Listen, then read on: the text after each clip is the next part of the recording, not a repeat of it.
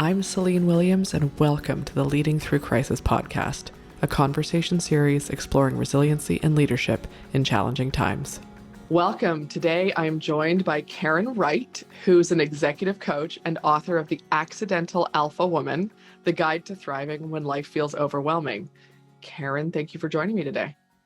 I'm thrilled to be here. Nice to see you. It's nice to see you too. This is really exciting. I've known Karen for a couple of years, and she's brilliant and has this new book out that I'm super excited to hear more about. And it lines up really well with the theme of leading through crisis and leading in challenging times, and especially for women. So I appreciate you coming and being open to talking about leadership. Well, leadership is what I've been doing professionally for a really long time. And I think probably getting this book out of my head and into the world and thinking through the reasons why I felt it was important, I think it's allowed me to kind of expand my view of leadership, maybe reframe it a little bit. So that's been fun. So I'm happy to be here and talk about it. So this is not where I would normally start, but I want to ask the question, how has it allowed you to reframe your lens on leadership? I think I have had a pretty traditional view of leadership that leader is out in front and leader is leading a thing. And what I think what I got clearer on, we've heard for years about like leadership of self is the first kind of tenet of leadership. I don't know that I really got that. And certainly as I formulated my thinking around the book and started really looking at some of the people that I wanted to talk about, leadership of self is number one. And so I think I've gone way deeper on that than I probably had before, or even maybe thought was necessary before.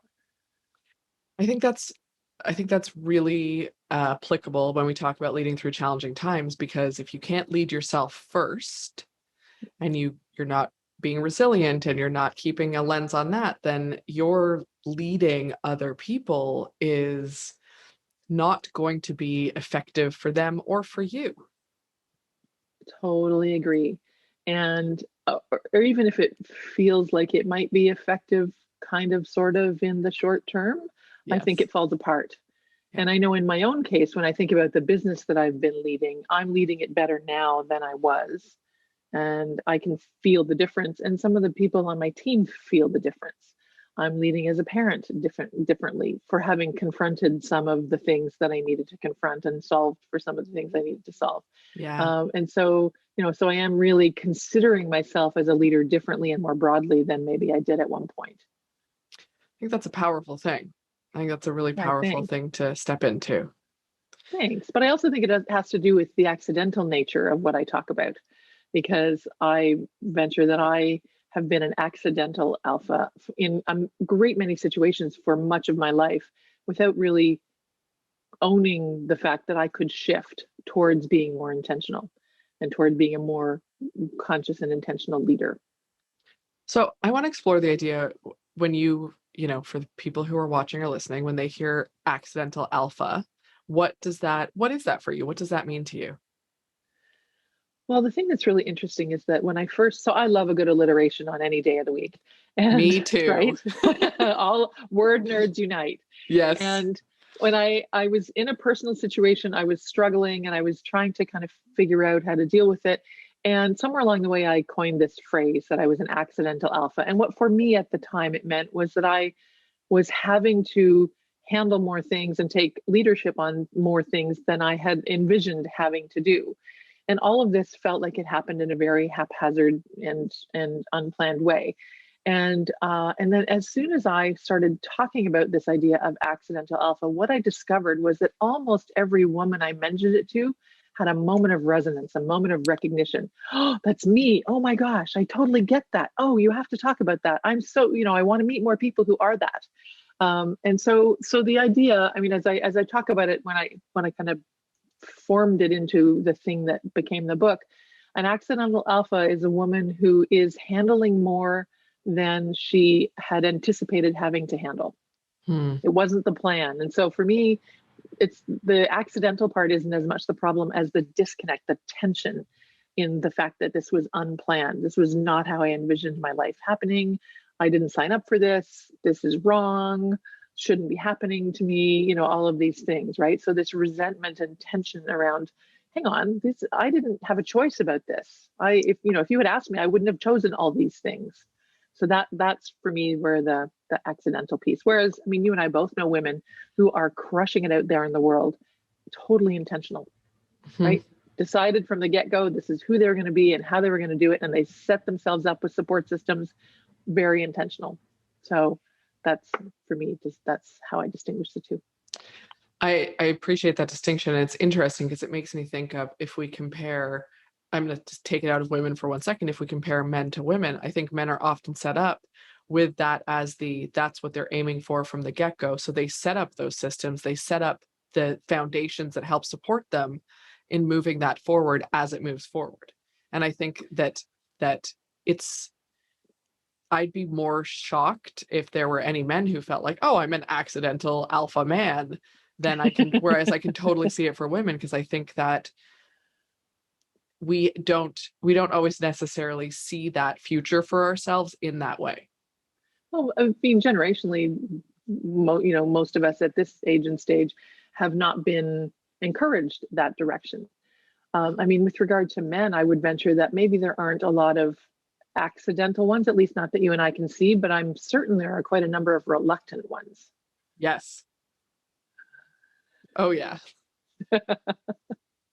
And in fact, I would say that the conventional support structures that allow men to be in alpha kinds of roles and situations, more of those sorts of support structures are established.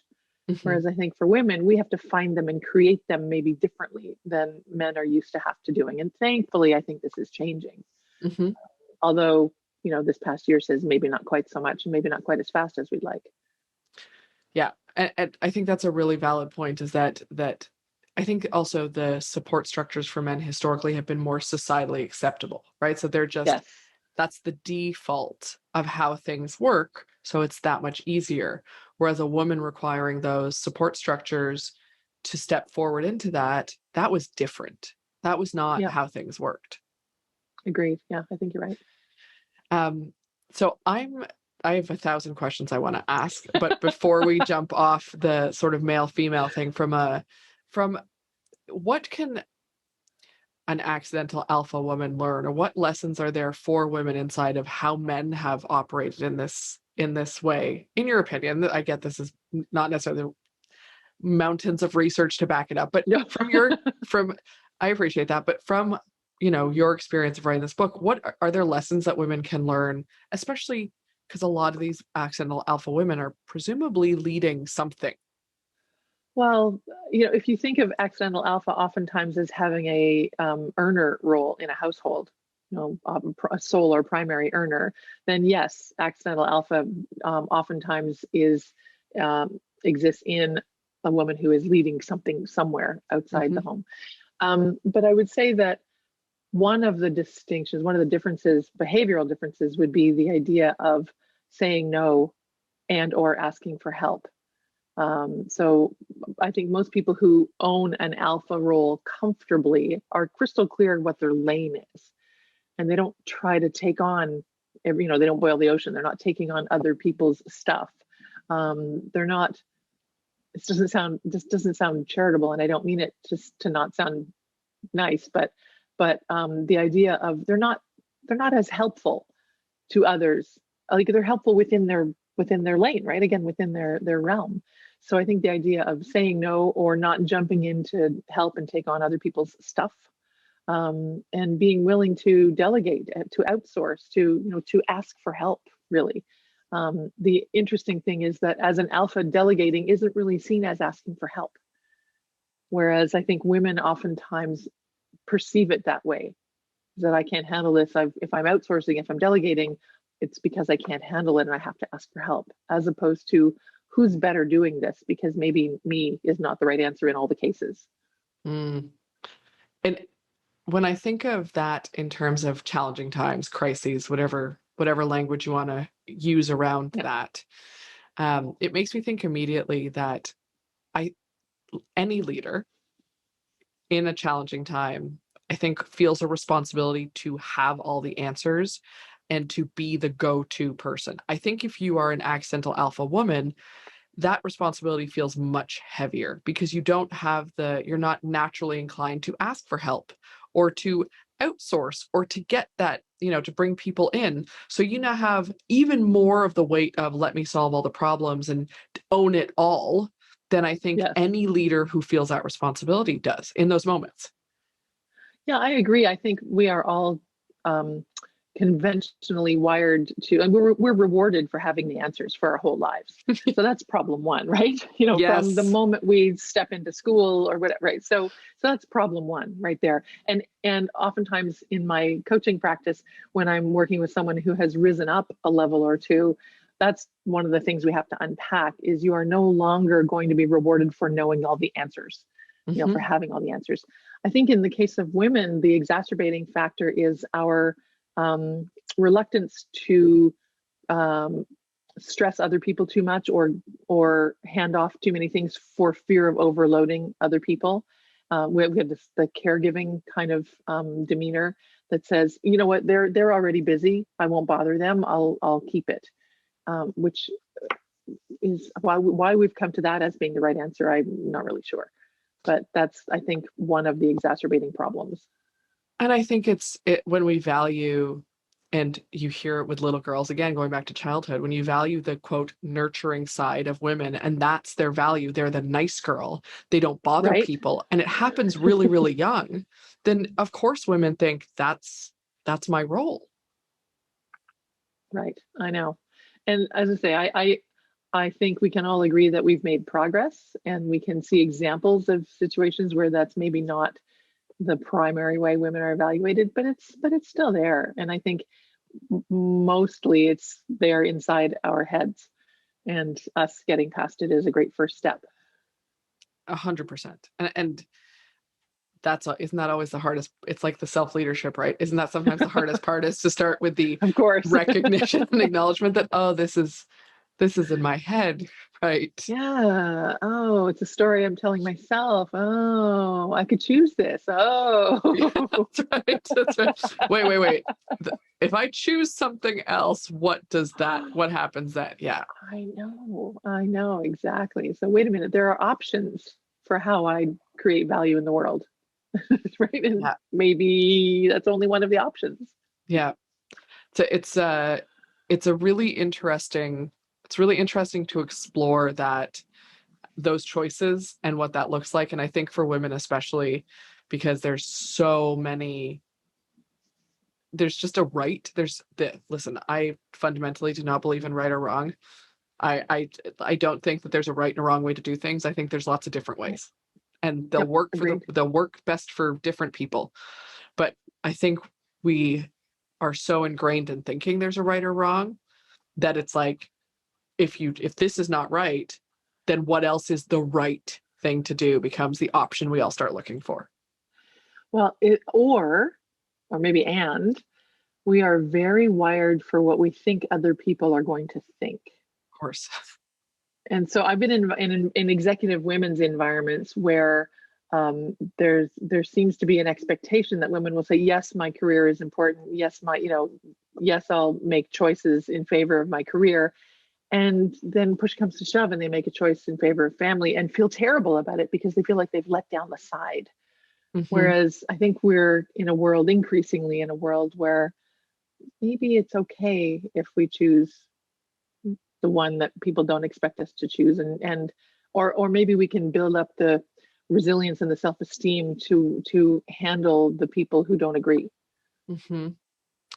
And because I think with the flip side of what you said is also true. I have a friend who runs a very successful business and has a toddler, small-ish child, a young child at home.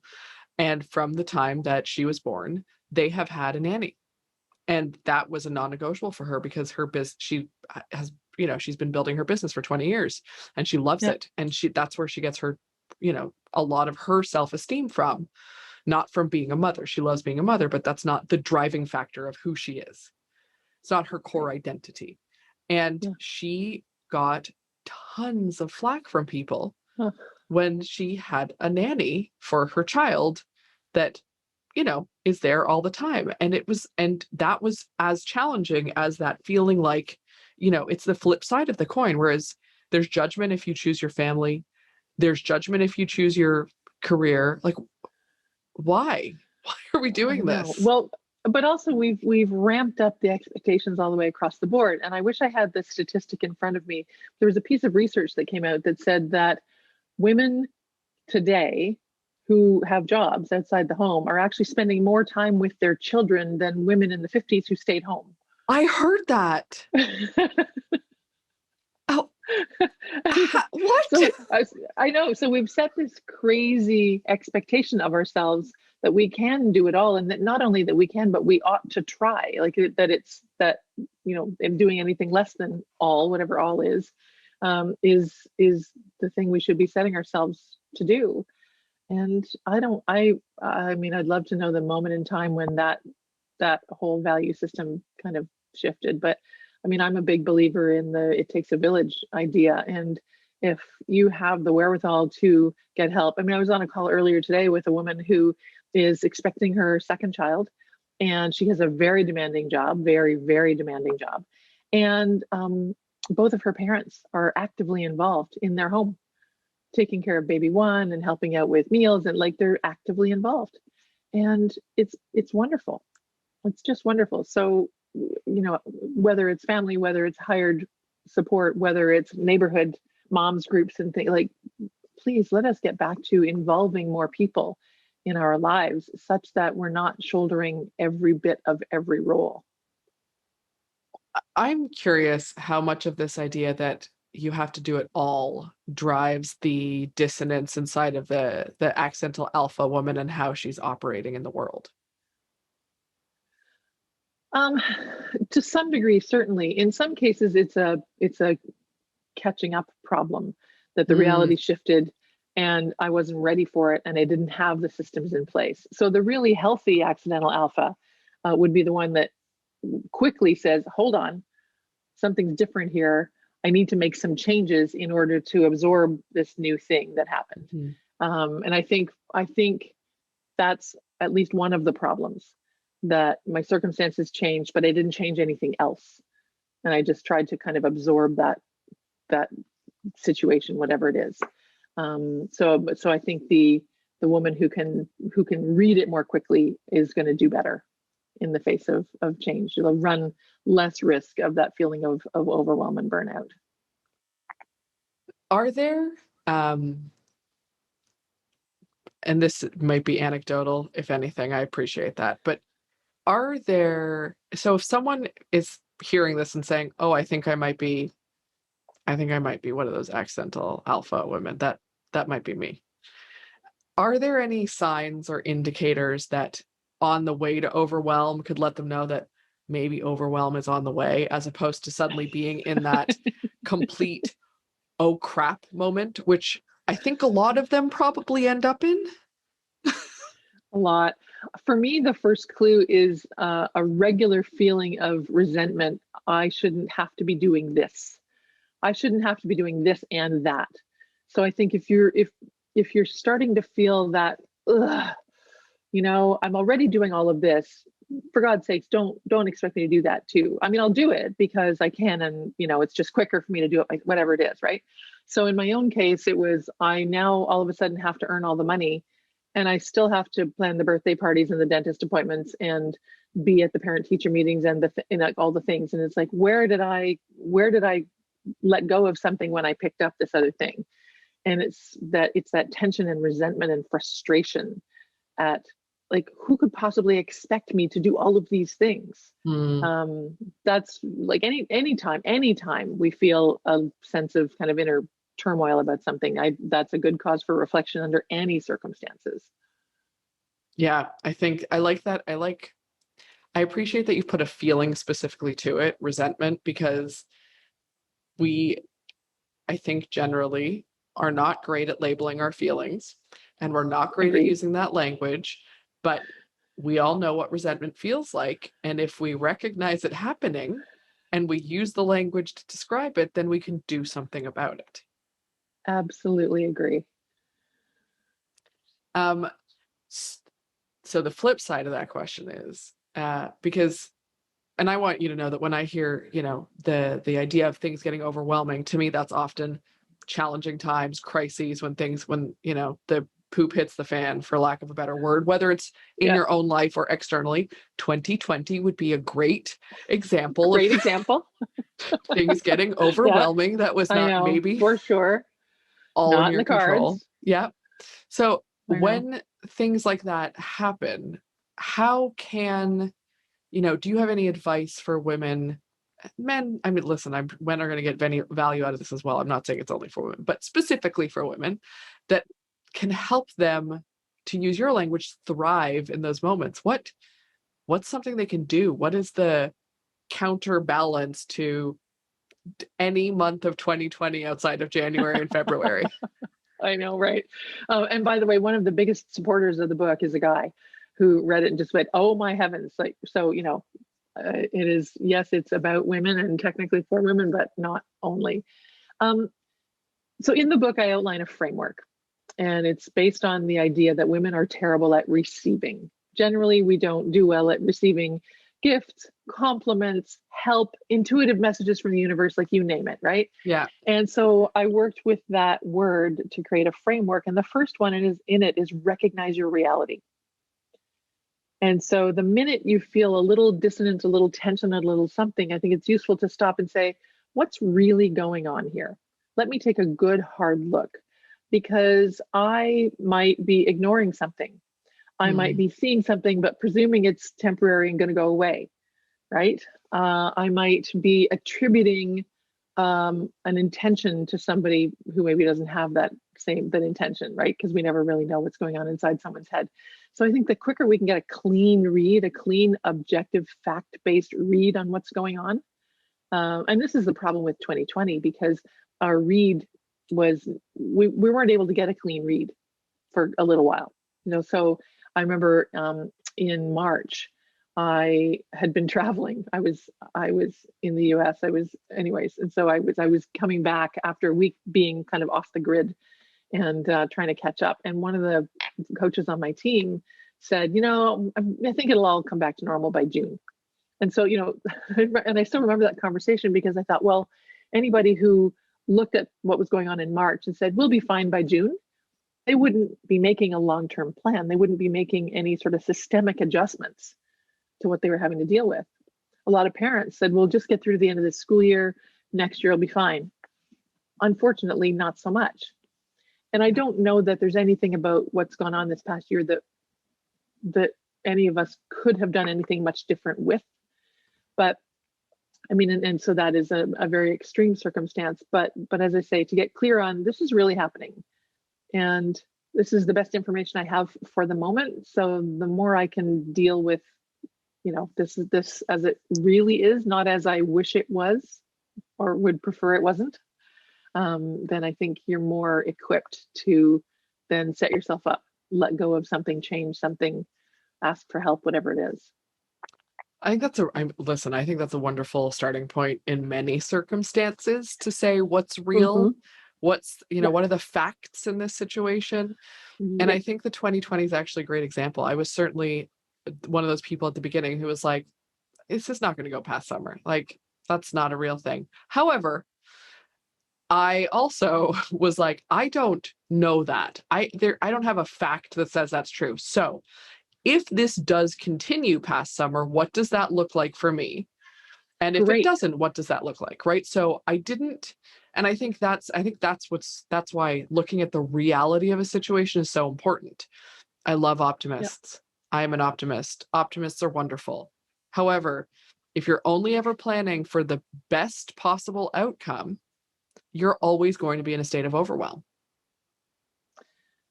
It's certainly risky. There's no question.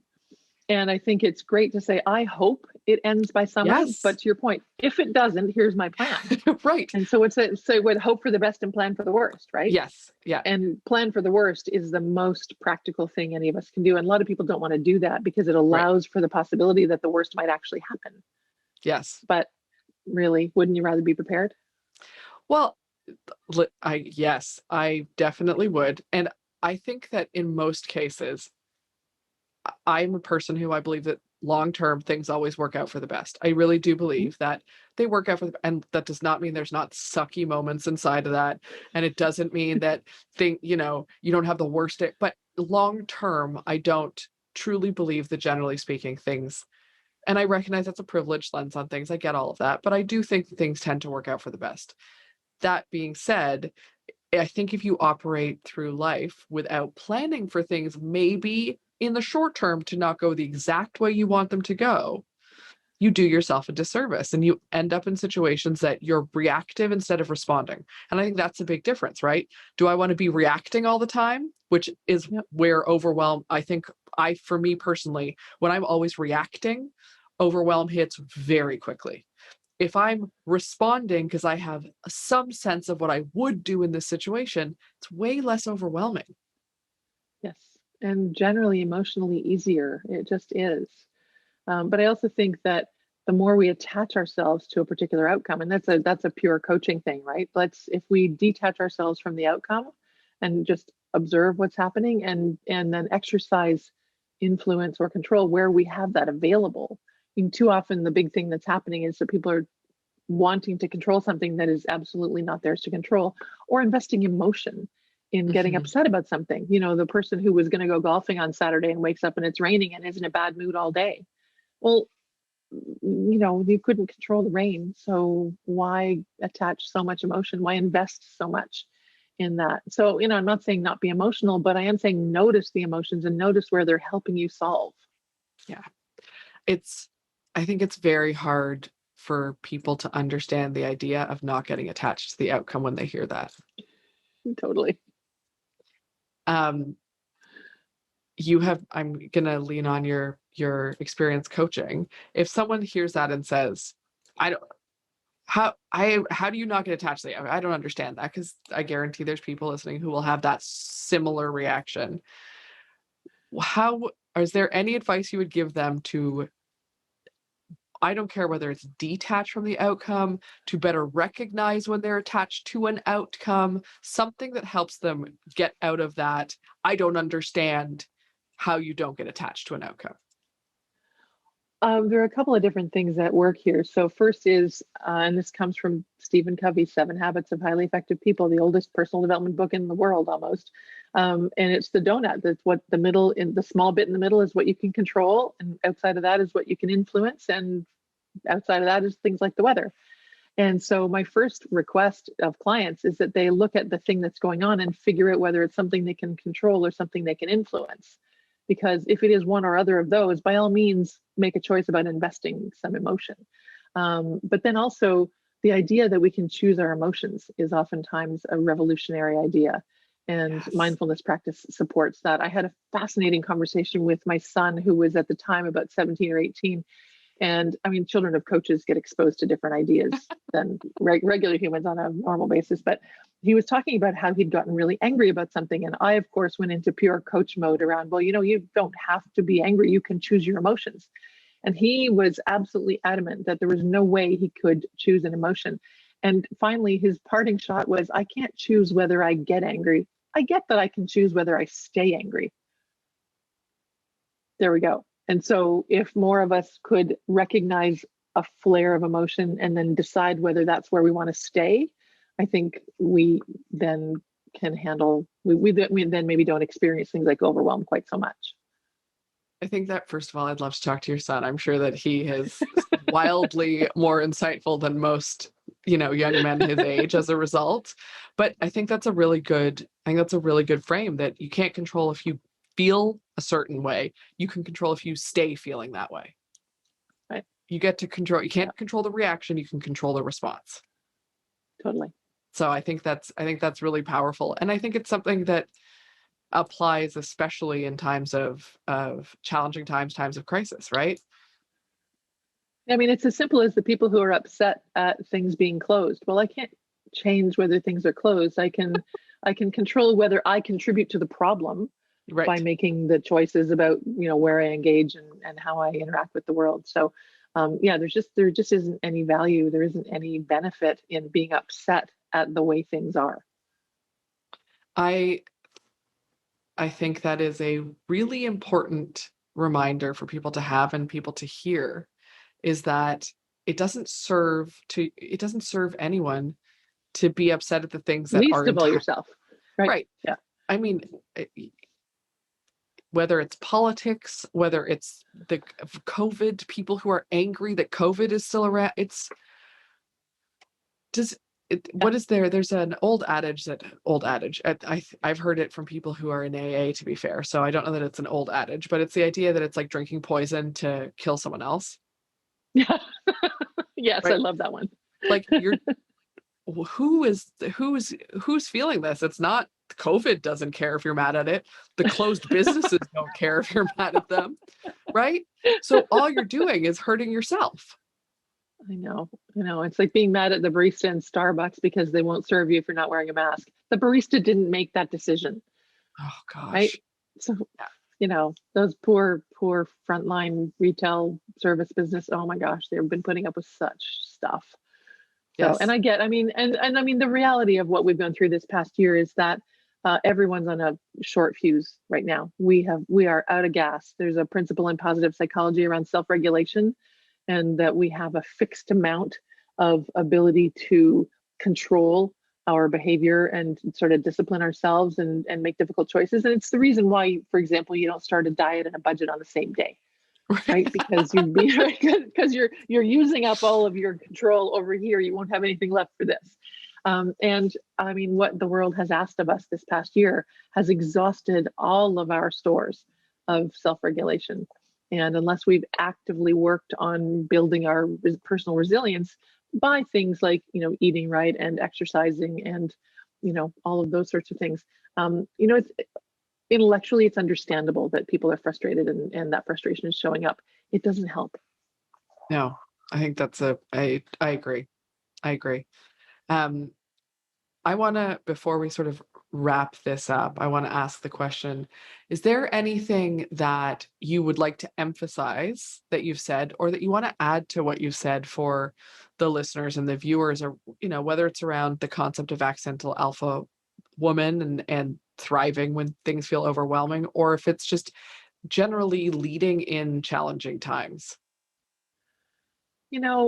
I just think all circumstances are better if we all try to lead with kindness.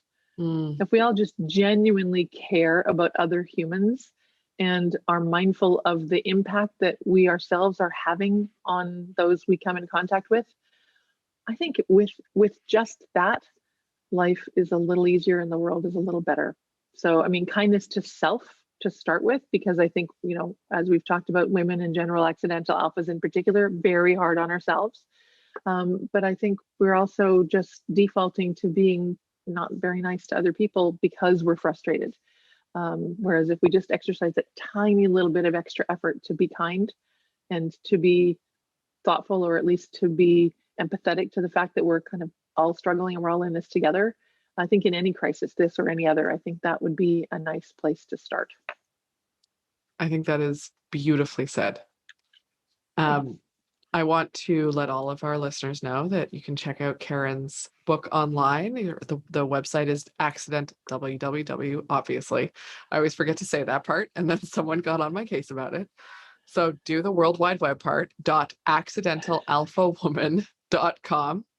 And Karen has kindly offered to give a couple of books away to our listeners. So I'm going to come up with something fun that's going to be inserted after this to give some of those books away, because if you definitely want to get a copy of this book, it's amazing. And Thanks. Karen is incredible. So I really check her out. She's pretty great. Thank you. Oh my gosh. Thank you for coming on and chatting about this. I appreciate your time and your expertise and your sharing. I think it's wildly valuable. So thank you so much. Oh, I appreciate the support. I really do. Thanks for having me. Anytime. Thanks for joining me today on the Leading Through Crisis podcast. If you enjoyed this conversation, please take a minute to rate and review us on your podcast app. If you're interested in learning more about any of our guests, you can find us online at www.leadingthroughcrisis.ca.